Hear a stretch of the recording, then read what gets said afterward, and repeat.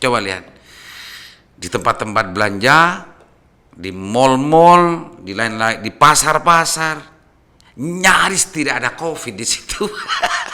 Nyaris tidak ada COVID.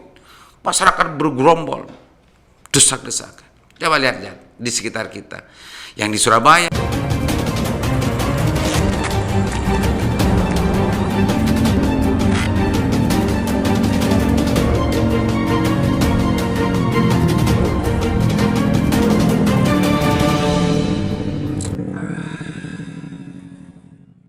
Assalamualaikum warahmatullahi wabarakatuh. Jumpa kembali dengan saya Aliman Haris di acara Sandasan Usik. Pemirsa Usik, Usik kali ini kita ikatkan dengan tadabbur dan juga kaitkan dengan momentum hari ini yang dari pusat sampai ke daerah sekarang sedang ramai dan sedang sibuk-sibuknya para petugas lapangan gitu ya, para di bandara, di pelabuhan, di terminal dan di jalan-jalan gitu, per masing-masing daerah kabupaten kota dengan kebijakan larangan mudik karena kita menjelang Lebaran, pemirsa Usik sekarang. Dan di sisi lain kita akan ngusik tentang masalah kebijakan-kebijakan yang terkait dengan urusan apa sebetulnya kebijakan ini, berdiri dari apa penyekatan ini, berdiri dari apa larangan mudik ini sebetulnya. Itu pemirsa Usik, kita belajar untuk ngotak-ngatik logika kebijakan. Ngusik dan ngulik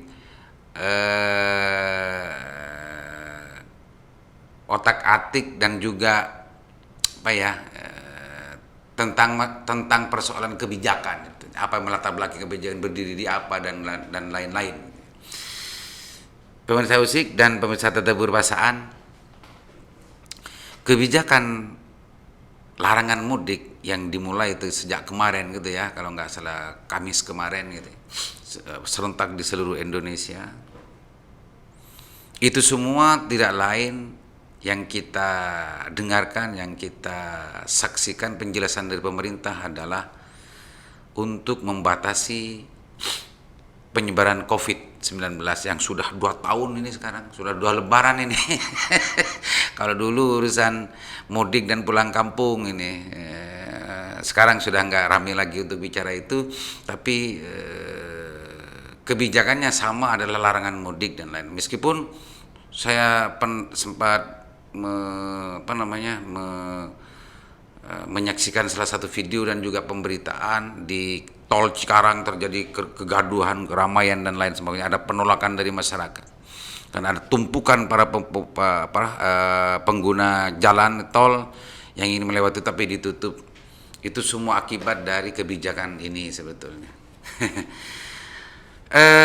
Mungkin bisa dimaklumi juga ya, karena memang kalau yang namanya mudik itu ada peralihan orang dari satu daerah ke daerah yang lain, dari kota ke desa, dari desa ke kota, dari daerah ke daerah yang lain. Itu sebetulnya yang ingin dijawab dan yang ingin dibatasi oleh pemerintah agar COVID ini tidak menyebar kemana-mana. Itu larangan mudik. Tapi di sisi lain, persoalan-persoalan COVID itu sebetulnya ramai dan juga sampai kita mendengarnya itu sudah agak bosan mendengarkannya. Meskipun itu sebetulnya memang itu adalah sebuah jawaban dan penjelasan yang harus kita dengarkan dari pemerintah. 3M dan lain-lain sebagainya. Jaga jarak, basuh tangan, hindari kerumunan, dan lain-lain. Semua itu adalah sebuah ungkapan dan anjuran yang selalu diungkapkan oleh pemerintah dan juga para pegiat pemerhati terhadap COVID-19. Tapi pemirsa Usik, ini harus kita coba untuk bagaimana menariknya untuk kita usik pemirsa. Betapa hebatnya, betapa tegasnya, betapa perhatiannya pemerintah ketika bicara masalah tentang larangan mudik dan penyekatan di lapangan. Sementara penyebab ini saya ngajak berpikir sajalah, berpikir logis gitu ya, berpikir logis. Sementara penyebaran COVID itu sebetulnya tidak hanya antar daerah, tidak hanya itu semua. Tapi kerumunan, pembiaran terhadap kerumunan dan lain sebagainya itu adalah bagian tak terpisah dari bagaimana cara COVID itu transformasi, berpindah, gitu, menyebar gitu ya. Mungkin bayangan dari pemirsa Usik dan pemirsa Tadabur mungkin pasti pasti membayangkan jelang Lebaran ini, coba lihat di tempat-tempat belanja, di mal-mal, di lain-lain, di pasar-pasar, nyaris tidak ada COVID di situ. Nyaris tidak ada COVID. Masyarakat bergerombol, desak-desakan. Coba lihat di sekitar kita. Yang di Surabaya, yang di Bangkalan, yang di Gresik, yang di mana, ya di kota-kota semuanya lah. Lihat pembelanjaan. Bahkan sempat terjadi viral kemarin itu di Tanah Abang. Itu semua adalah salah satu fenomena sosial yang seringkali terjadi di Indonesia, dan itu adalah bagian yang dilarang juga oleh pemerintah selama ini. Karena berkerumun itu adalah bagian dari sarana bagaimana penyebaran COVID itu terjadi. Kita kerucutkan lagi ke Bangkalan. Kemarin kita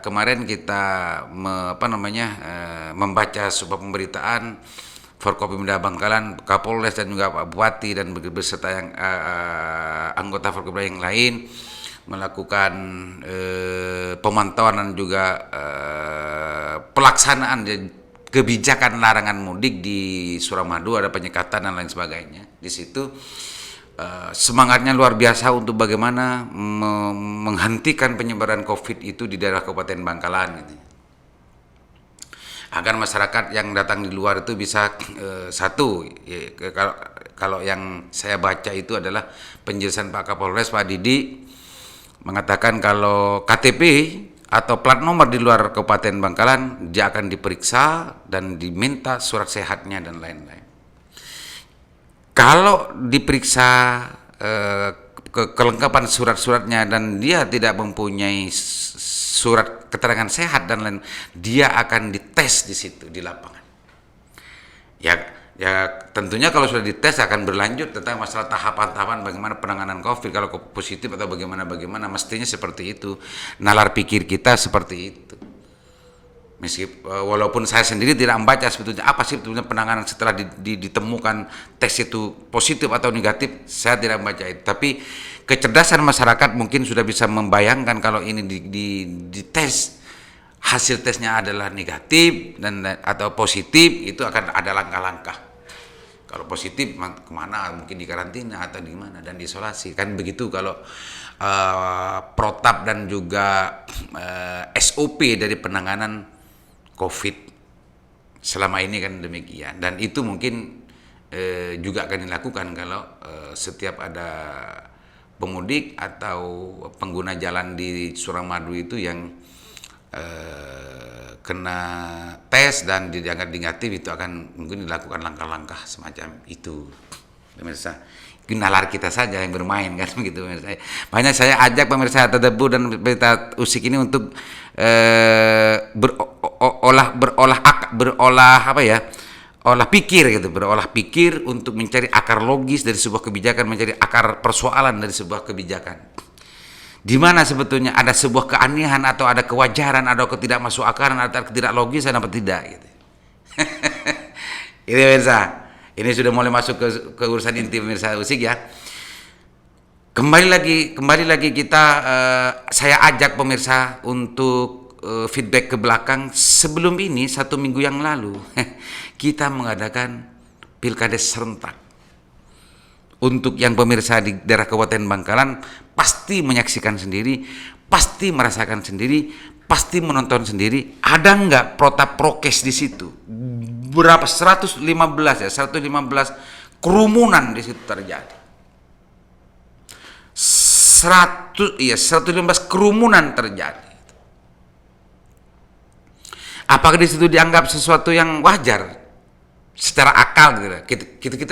Ketika kita bicara masalah tentang masalah kebijakan, betul-betul perhatian nggak kita terhadap COVID? Betul-betul tegas nggak kita terhadap penyebaran COVID? Itu kan pertanyaannya, pemirsa. Ini hanya kita bicara masalah olah pikir, olah rasa, dan olah logik gitu ya. Ketika kita sudah melihat banyak momen sosial, banyak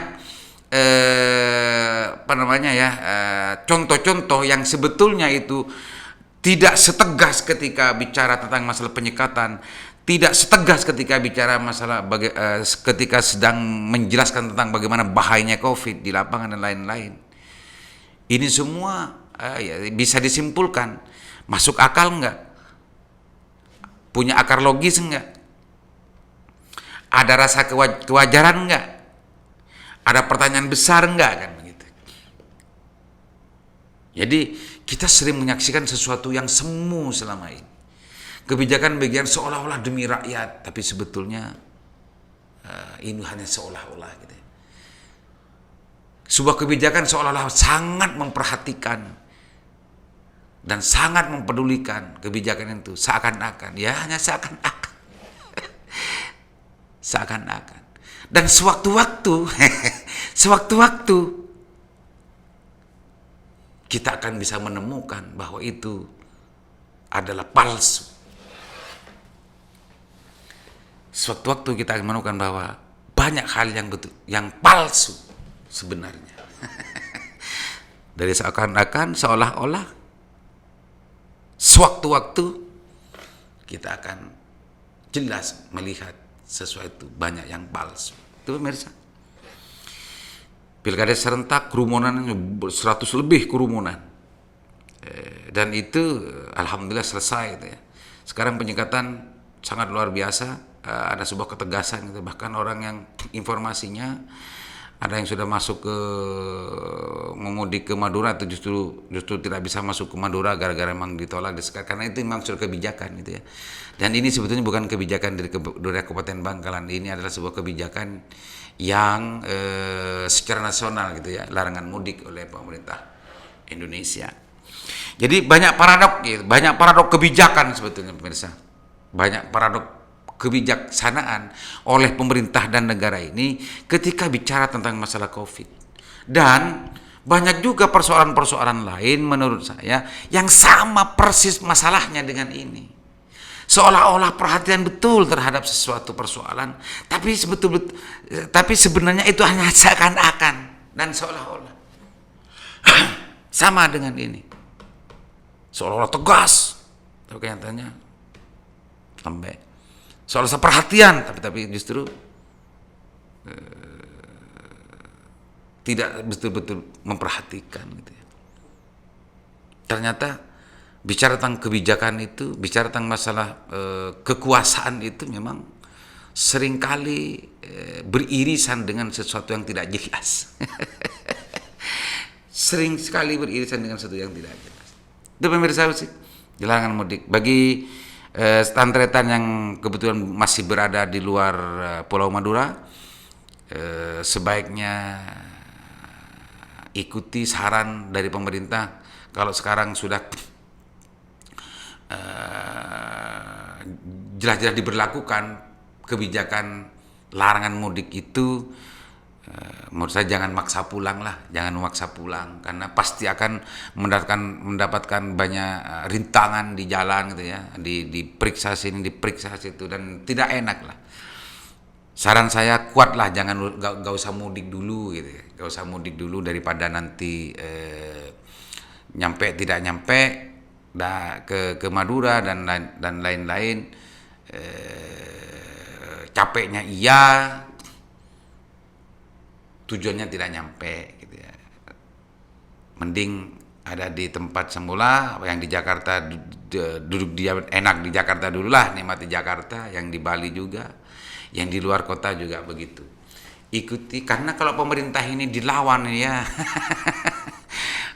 Pemerintah mempunyai aparat yang bisa untuk melaksanakan tugas-tugas untuk melakukan dan menjalankan kebijakan-kebijakan yang sudah ditentukan oleh pemerintah. Jadi saran saya, meskipun kebijakan ini justru banyak bertolak belakang dan banyak paradoksalnya, ketika kita coba mengotak-atik secara nalar, mengotak-atik secara akal, mengotak-atik secara logis gitu ya tentang persoalan, membanding-bandingkan dengan kebijakan ini dengan kebijakan yang lain, sementara semuanya itu ingin bermuara bagaimana penyebaran COVID itu tidak bisa berjalan dan tidak